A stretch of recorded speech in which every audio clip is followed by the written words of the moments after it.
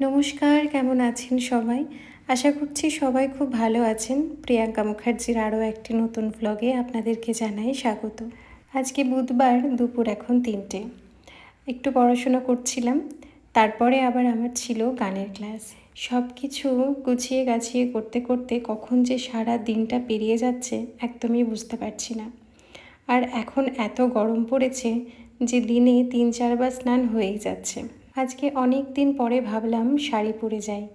আলমারি ভর্তি শাড়িগুলো কেন কিনি, কিসের জন্য কিনে আমি নিজেও বুঝতে পারি না। কারণ তখন দেখে খুব ইচ্ছে করে কিনতে, কিনে ফেলি। তারপরে এই শাড়িগুলো একবারের বেশি আর কোনো দিনই পরা হয় না। আমার বড় খুব একটা শাড়িতে বোধহয় আমাকে ভালো লাগে না বলে পছন্দ করে না। শাড়ি পরলেই কীরকম একটা করে, সেই জন্যে শাড়িটাও আর খুব বেশি পরা হয় না। কিন্তু বছরে 2-1 বার শাড়ি যদি না পরি কীরকম একটা লাগে বলুন তো। তাই আজকে শাড়ি পরেই এসেছিলাম। প্রচণ্ড গরম, কিন্তু তাও পরেছি। যাই হোক, শাড়ি পরে সবটা ম্যানেজ করে আবার বাড়ি ফিরে এসে গোপালকে সন্ধেবেলায় ধূপ সন্ধে দিচ্ছি। যেহেতু গোপালকে এখন আমি এবার শয়ন করাবো, সেই জন্যে গোপালের জামা কাপড় আমি আগেই খুলে রেখেছিলাম। অনেকে জামা কাপড় পরিয়েই গোপালকে শয়ন করায়, সেটা ভুল কিছু নয়। আবার আমার মনে হয় যে আমরাও যেমন কমফোর্টেবলি আমাদের বিছানায় থাকি, সেরকম হয়তো গোপালও সেটাই চায়, এটা আমার মনে হয়।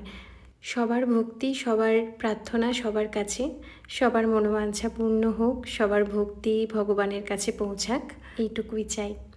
যাই হোক, আজকে আমার গোপালকে আমি ড্রাই ফ্রুটই দিয়েছিলাম, কারণ আজকে আমার কাছে খুব একটা কিছু ছিল না। ফল ছিল জানেন, কিন্তু রাজদীপ ভুল করে ফলগুলোকে সব ফ্রিজের মধ্যে ভরে দেয়, যার কারণে সেগুলো আর আমি দিতে পারলাম না।